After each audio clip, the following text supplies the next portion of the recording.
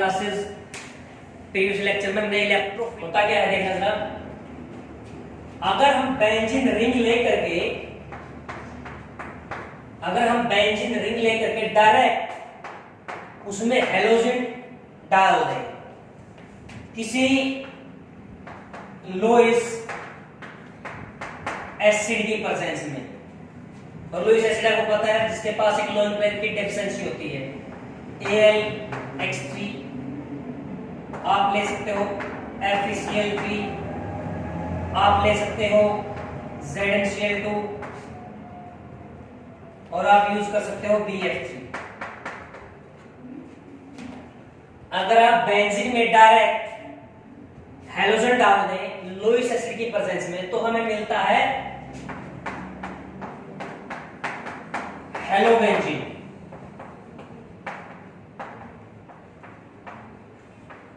और हेलोबेंजीन को ही हम बोलते हैं हेलोवेरिन।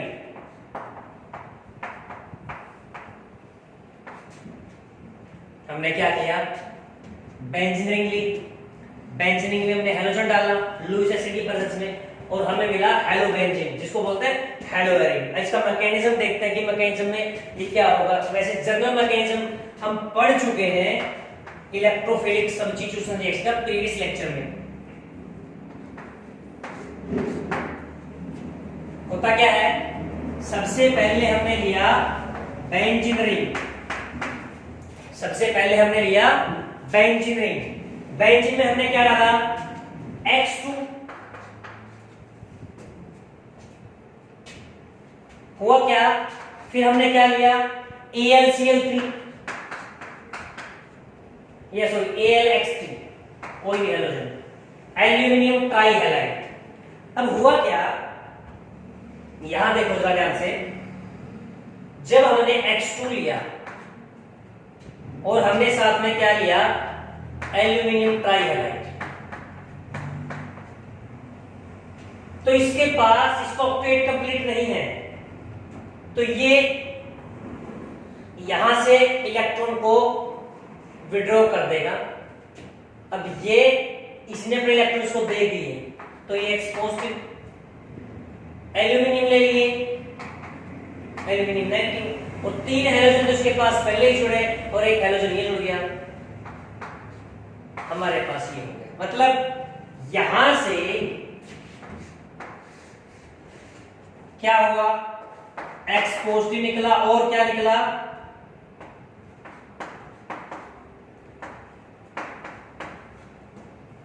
मतलब इस लुईस एसिड की वजह से हमें क्या मिला यहां पे, इलेक्ट्रॉन डेफिशिएंट स्पीसीज, मतलब इलेक्ट्रोफाइल।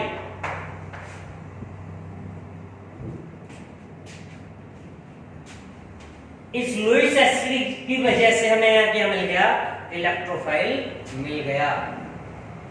आई बात समझ में। तो सबसे पहला स्टेप क्या हुआ, इस लुईस एसिड की वजह से हमें क्या मिल गया, इलेक्ट्रोफाइल। मतलब यहां लिख देता हूं मैं, जनरेशन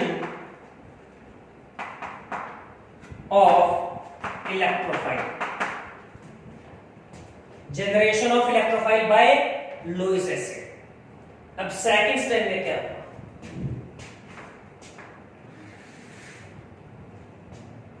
सेकंड स्टेप में क्या हुआ, जो हमारा बेंजीन है और जो इलेक्ट्रोफाइल है,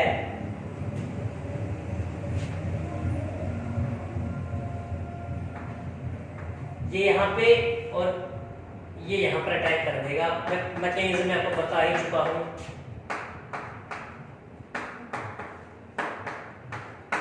क्या बात समझ में आई,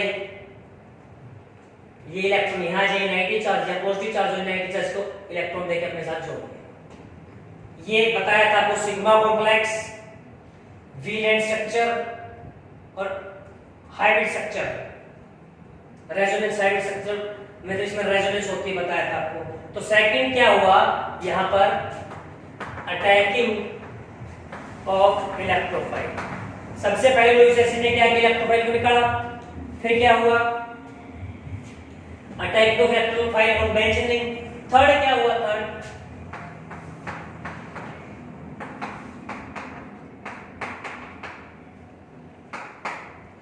जो हमारा दूसरा इलेक्ट्रोफाइल है वो रिमूव हो गया।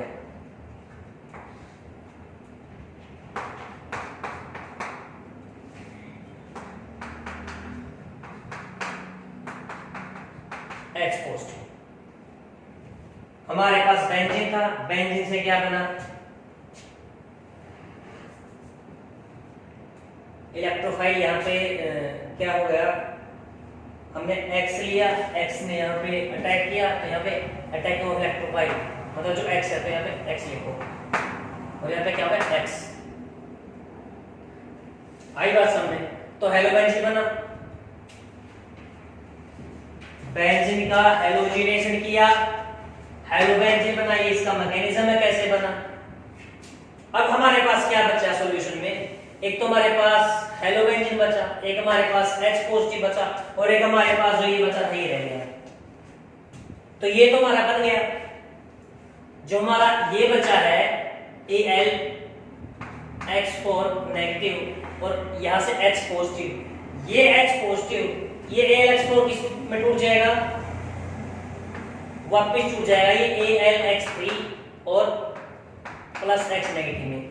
ये X नेगेटिव और ये H पॉजिटिव क्या बना लेंगे, HX। क्या बना लेंगे, HX।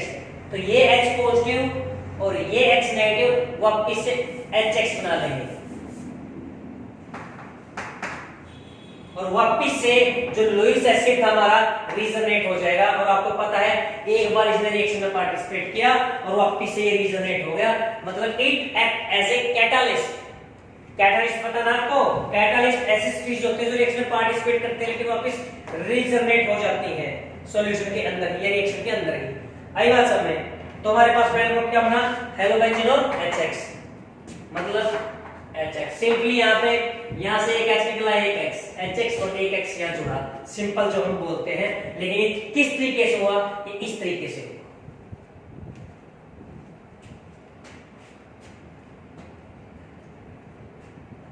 ये इसका मैकेनिज्म था।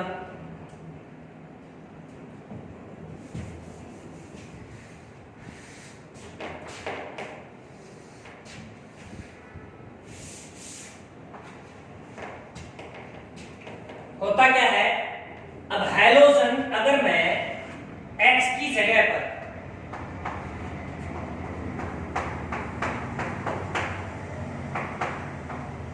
क्लोरीनेशन भी ले सकता हूं, यहां पर मैं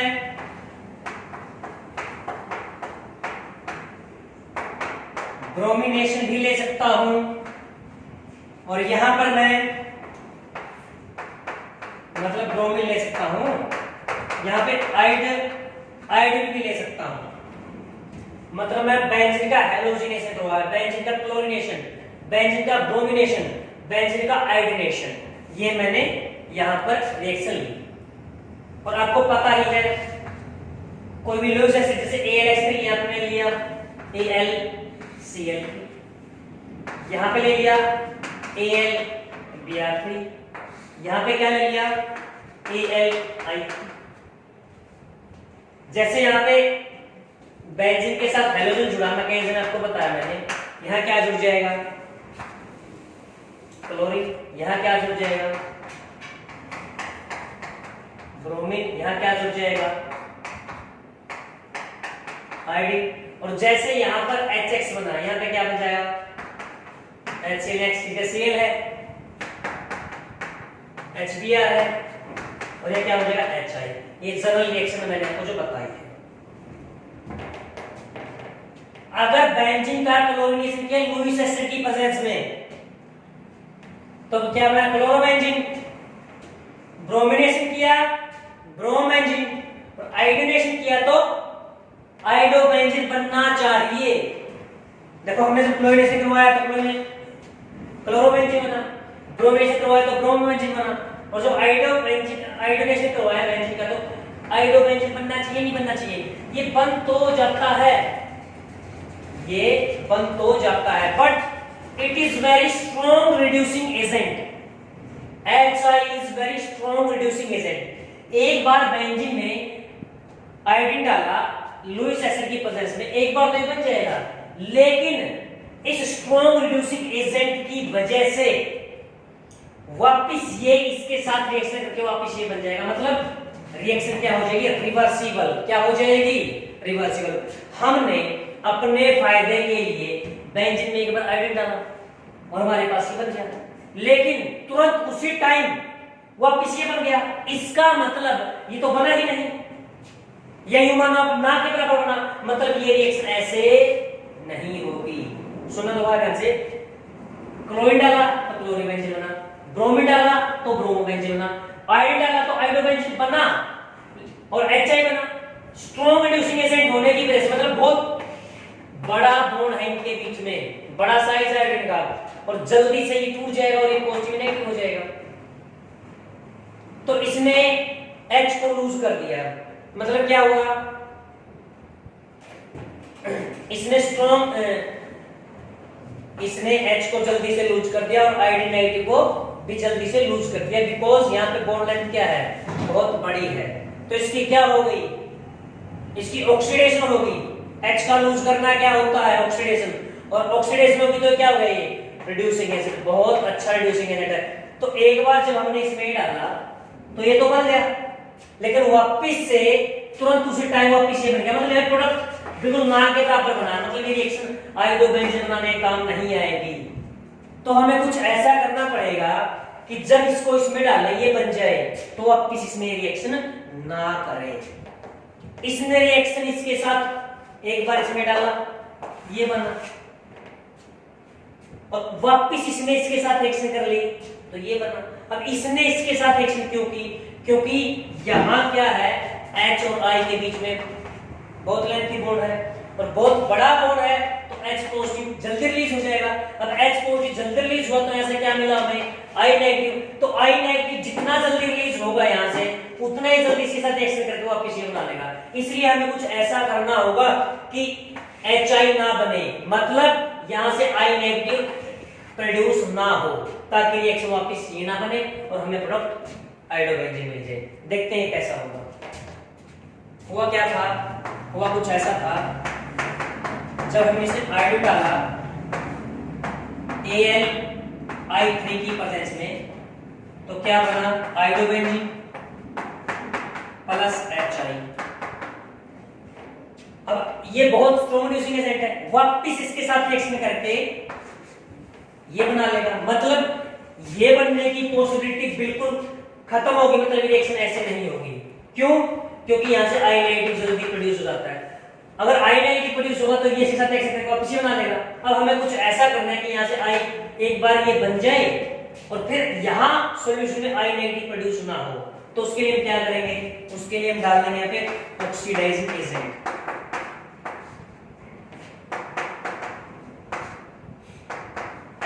HiO3 डाल दो, HNO3 डाल दो,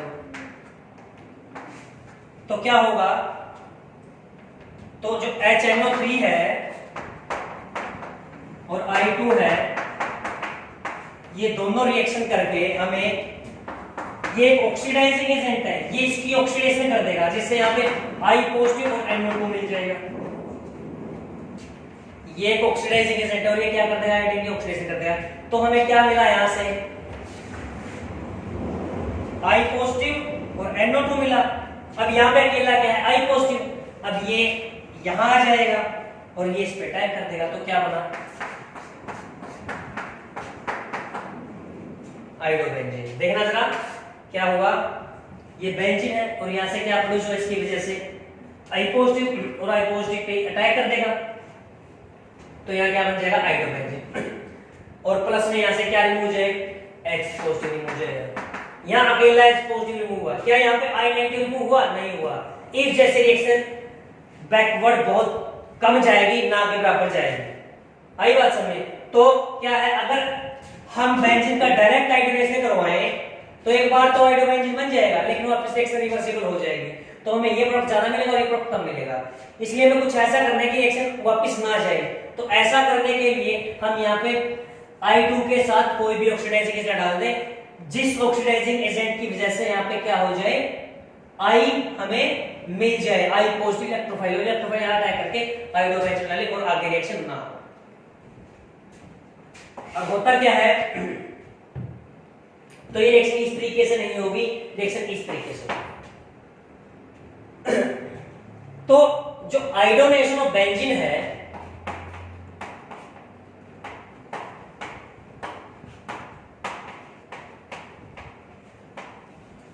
ये रिवर्सिबल प्रोसेस है और आपको पता है जब भी रिवर्सिबल प्रोसेस होती है तो kinetic isotopic effect will be observe. क्या है, आयोडोनेशन ऑफ बेंजीन क्या है, एक रिवर्सिबल रिएक्शन है, रिवर्सिबल प्रोसेस है, इसलिए यहां पर kinetic isotopic effect will be observe. यहां पे काइनेटिक आइसोटोपिक इफेक्ट होगा और मैं आपको पहले ही बता चुका हूं काइनेटिक आइसोटोपिक इफेक्ट के अंदर कि अगर काइनेटिक आइसोटोपिक इफेक्ट होता है तो रिएक्शन का रेट है, जैसे यहां पे बेंजीन है C6H6 है, इसका रेट ऑफ रिएक्शन क्या होगा, ज्यादा होगा। अब इसमें I2 डाला तो रिएक्शन फास्ट होगी, C6D6 की जगह H की जगह D ले लिए तो आयोडोनेशन किया तो इसका रेट ऑफ रिएक्शन थोड़ा कम हो जाएगा, और C6T6 ले लिया और उसमें I2 डाला तो रेट ऑफ रिएक्शन क्या हो जाएगा, और भी कम हो जाएगा। और पहले मैंने बताया था कि अगर सेकंड स्टेप RDS है, अगर सेकंड स्टेप RDS है तो ही काइनेटिक आइसोटोपिक इफेक्ट होता है, लेकिन यहां पर फर्स्ट स्टेप ही RDS है, फिर भी यहां पर काइनेटिक आइसोटोपिक इफेक्ट ऑब्जर्व हो रहा है। क्यों? क्योंकि ये रिएक्शन क्या है, रिवर्सिबल है। इसलिए हम बोल सकते हैं अगर कोई रिएक्शन रिवर्सिबल है तो वहां पर काइनेटिक आइसोटोपिक इफेक्ट ऑब्जर्व होगा, चाहे RDS फर्स्ट स्टेप हो चाहे RDS सेकंड स्टेप। इसलिए यहां पर C6H6 का आयोडोनेशन करवाया तो रेट ऑफ रिएक्शन फास्ट होगा, यहां पे C6D6 लोगे तो रेट ऑफ रिएक्शन स्लो हो जाएगा, C6T6 लोगे तो रेट ऑफ रिएक्शन और भी स्लो हो जाएगा। अगला हमारा टॉपिक है इसी के अंदर, अगला एग्जांपल है जो हमारा सल्फोनेशन ऑफ बेंजीन।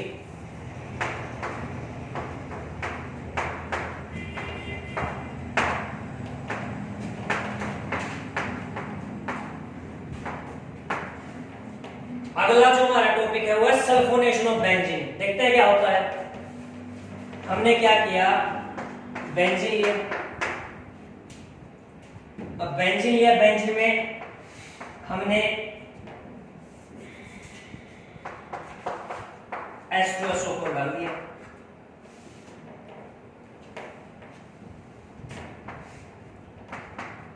H2SO4 की प्रेजेंस में, मतलब एसिड की प्रेजेंस में। तो क्या हुआ, मैकेनिज्म देखिए इसका। जब हमने सबसे पहले इन दोनों को ले लेते हैं,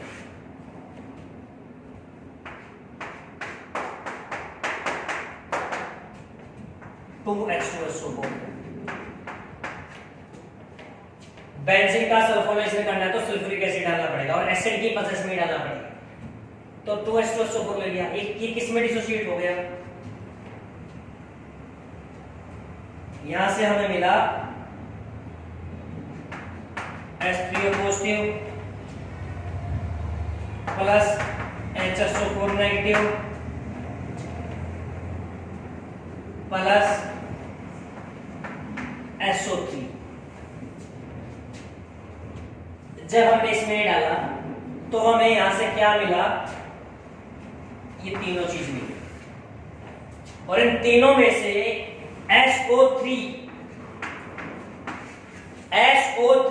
एक न्यूट्रल इलेक्ट्रोफाइल की तरह काम करेगा। इन तीनों में से SO3 एक न्यूट्रल इलेक्ट्रोफाइल की तरह काम करेगा। तो देखते हैं, बेंजीन है, इन दोनों को मिलाया तो ये रिएक्शन हुई और यहां से SO3 प्रोड्यूस हुआ, SO3। अब SO3 प्रोड्यूस हुआ तो इधर इलेक्ट्रोनेगेटिविटी OP ज्यादा, तो OP ज्यादा तो O पे नेगेटिव चार्ज और ये बॉन्ड डिसोसिएट इस पे पॉजिटिव चार्ज, तो यहाँ पे क्या हो गया, इलेक्ट्रोफाइल हो गया और ये इधर आ जाएगा, इधर नेगेटिव इधर पॉजिटिव और ये नेगेटिव इधर अटैक कर देगा। तो क्या हुआ, S double bond O double bond O और ये O नेगेटिव।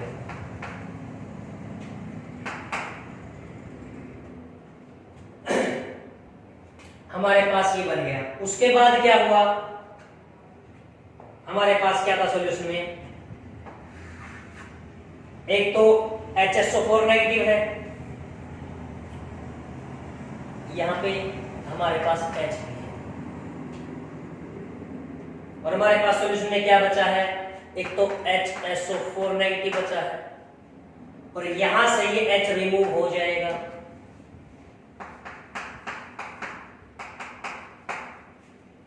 तो ये SOO नेगेटिव है, SO3 नेगेटिव, मतलब S के साथ O3 और यहाँ पे से क्या हुआ, H पॉजिटिव और H पॉजिटिव इसके साथ रिएक्शन करके वापस क्या बना लेगा, H2SO4 बना लेगा। क्या बना लेगा वापस, H2SO4, मतलब H2SO4 ने एक बार रिएक्शन में पार्टिसिपेट किया, वापस फिर रीजनरेट हो गया, इसलिए किसकी तरह काम करेगा, ये कैटलिस्ट की तरह काम करेगा। और हमारे पास क्या बना है लास्ट में SO3 और मीडियम कौन सी है, एसिडिक, तो H पॉजिटिव इसी साथ रिएक्शन कर लेगा, तो SO3 और ये नेगेटिव और ये H पॉजिटिव, SO3H। मतलब जब बेंजीन का सल्फोनेशन करवाया तो हमारे पास बेंजीन सल्फोनिक एसिड मिला। बेंजीन सल्फोनिक एसिड हमें मिला कब, जब बेंजीन का सल्फोनेशन करवाया। दोबारा रिपीट करो, सुनो ध्यान से, जब बेंजीन का सल्फोनेशन करवाया तो H2SO4 डाला, सल्फोनेशन करवाना तो H2SO4 डालना। तो इस रिएक्शन को करवाने के लिए एक कंसंट्रेटेड H2SO4 लिया। अब दोनों रिएक्शन करेंगे तो H3O positive plus HSO4 negative और SO3 बनेगा। अब SO3 एक न्यूट्रल इलेक्ट्रोफाइल है, न्यूट्रल इलेक्ट्रोफाइल, तो अब इलेक्ट्रोफाइल किस पे अटैक करेगा, बेंजीन पे, ये अटैक कर दिया, बेंजीन पे अटैक कर दिया। कैसे, ये SO3 था, इसके इलेक्ट्रॉन ज्यादा है, नेगेटिव हो जाएगा, और ये पॉजिटिव हो जाएगा, ये अटैक कर देगा, तो ये छूट गया। और यहाँ H है, H यहाँ से रिमूव हो जाएगा और सॉल्यूशन में HSO4 नेगेटिव था, वापस इसके बाद छूट जाएगा। और सॉल्यूशन में एसिडिक भी है, तो इसका एसिडिक है तो इसके साथ वापस जुड़ के बेंजीन सल्फोनिक एसिड बना देगा।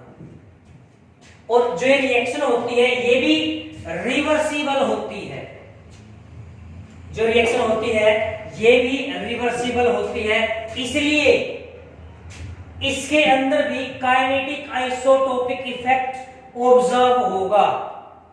मींस हम बोल सकते हैं बेंजीन का आयोडीनेशन करवाया और बेंजीन का सल्फोनेशन करवाएंगे तो इन दोनों प्रोसेस में काइनेटिक आइसोटोपिक इफेक्ट होगा। मींस यहां पर C6H6 है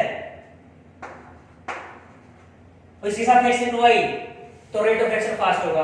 अगर C6H6 की जगह C6D6 होता तो reaction rate of reaction slow हो जाता, और C6D6 की जगह C6T6 होता तो रेट ऑफ रिएक्शन और भी स्लो हो जाता। Means kinetic isotopic effect will be observed in sulphonation of benzene and iodination of benzene. आगे है हमारा third,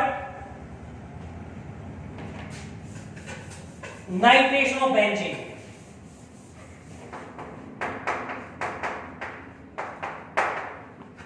nitration of benzene, benzene का जब नाइट्रेशन करेंगे तो हम नाइट्रिक एसिड लेंगे। जैसे बेंजीन का जब हमने क्या किया, सल्फोनेशन किया तो सल्फ्यूरिक एसिड, अब नाइट्रेशन किया तो नाइट्रिक एसिड, और वहां भी हमने क्या लिया था कंसंट्रेटेड H2SO4 और हम यहाँ भी क्या लेंगे कंसंट्रेटेड H2SO। तो सबसे पहले भाई ये HNO3 H2SO4 मतलब एसिडिक मीडियम H बोल दो, HNO3 ये HNO3 होता है। अब HNO3 किस मीडियम में? H पॉजिटिव मीडियम में। H मतलब एसिडिक मीडियम में, H पॉजिटिव एसिडिक मीडियम और HNO3 ये दोनों आपस में क्या कर लेंगे? रिएक्शन कर लेंगे। कैसे? ये इसका लोन पेयर है, ये इसको दे देगा, तो क्या बना? HO पॉजिटिव, एक H ये है और एक H ये है, H2O पॉजिटिव और NO। अब ऑक्सीजन में positive charge oxygen positive charge को होल्ड नहीं कर पाता क्योंकि ये इलेक्ट्रोनेगेटिव एटम है। इलेक्ट्रोनेगेटिव एटम इलेक्ट्रोनेगेटिव चार्ज को होल्ड कर पाएगा, पॉजिटिव चार्ज को होल्ड नहीं कर पाएगा, इसलिए यहां से सूखा चलेगा। तो यहां से क्या निकला? H2O और यहाँ पे N पे क्या आ गया? Positive charge. मतलब जब दोनों की रिएक्शन करवाई तो क्या यहाँ से क्या निकला? दोनों रिएक्शन करवाने के बाद एक तो H2O निकला और एक NO2 पॉजिटिव। और NO2 पॉजिटिव एक इलेक्ट्रॉन डेफिशिएंट स्पीशीज है। अब इलेक्ट्रॉन डेफिशिएंट स्पीशीज है तो इलेक्ट्रोफाइल है, मतलब यहां से क्या निकला?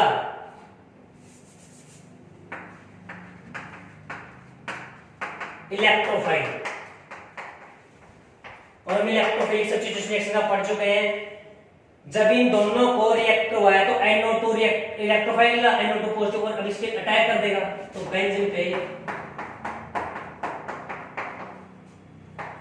NO2 इलेक्ट्रोफाइल अटैक के यहां जाएगा और ये अटैक कर देगा पॉजिटिव NO2 और यहां H होता है तो वापिस ये इधर आ जाएगा।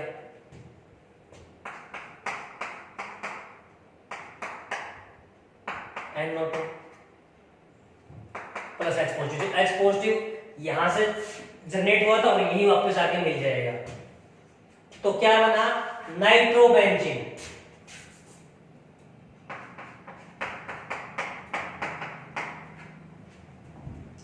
दोबारा देखना, जब बेंजीन के अंदर नाइट्रिक एसिड डालेंगे एसिड के प्रेजेंस में तो नाइट्रोबेंजीन बनता है।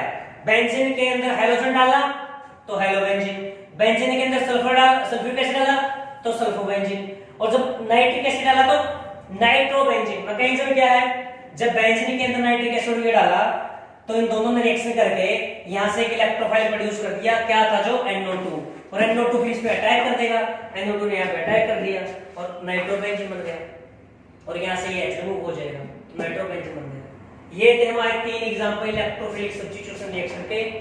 और हमारे पास कंपटीशन के अंदर फ्रेंडल-क्राफ्ट एसाइलेशन और फ्रेंडल-क्राफ्ट एल्काइलेशन भी इलेक्ट्रोफिलिक सब्स्टिट्यूशन रिएक्शन के ही एग्जांपल है। दोबारा रिपीट कर रहा हूं, फ्रेंडल-क्राफ्ट एल्काइलेशन और फ्रेंडल-क्राफ्ट एसाइलेशन भी इलेक्ट्रोफिलिक सब्स्टिट्यूशन रिएक्शन के ही एग्जांपल हैं, बट हम उनको अभी नहीं करेंगे। नेक्स्ट सेक्शन में पढ़ी थी, उसका मैकेनिज्म पढ़ा था, उसका काइनेटिक आइसोटोपिक इफेक्ट भी हमने पढ़ा था। आज हम उसके कुछ एग्जांपल पढ़ेंगे, examples of electrophilic substitution reaction.